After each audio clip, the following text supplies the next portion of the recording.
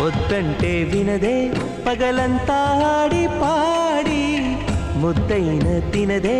పరిగెత్తే పైడి లేడి చిలకల్లే చెవిలో ఎన్నో సులాడి పడుకోదే పన్నెండైనా ఏం చేయాలి గుమ్మాడి గుమ్మాడి ఆడిందంటే అమ్మాడి డాడీ ఊపిరిలో మురిసే కూచిపూడి